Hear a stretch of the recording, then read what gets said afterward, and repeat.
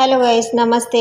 आज मी बनवत आहे इथं बीटरूटचा पराठा. इथं मी घेतलेली आहे 2 बीटरूट. त्याला स्वच्छ धुवून घेतलेले आहे. त्याच्यावरची साल काढून घेऊन छोटे छोटे काप करून घेतले. मिक्सरमध्ये वाटून घ्यायचं बारीक. मिक्सरमध्ये वाटून झाले. 1 वाटी गव्हाचं पीठ घेतलेली आहे. अर्धी वाटी मैदा घेतले.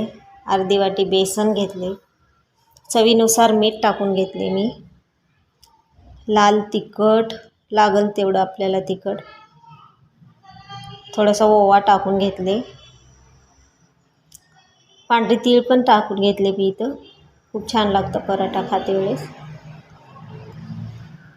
वाटून घेतलेलं सगळं मिक्स करून घ्यायचं एकत्र. इथं पिठाचा गोळा तयार करून घेतला आहे. 2 मिनटं ठेवायचं रेस्ट करायला. त्याच्यानंतर मी इथे घेतलेली आहे तेलाची पिशवी. त्याच्यावरती थोडंसं तेल टाकून लाटून घेतलेली आहे. मस्तपैकी तूप लावून भाजून घ्यायचं. मुलांच्या टिफिनला द्यायला छान आहे हा पराठा. सॉस लावून रोल करून देऊ शकता.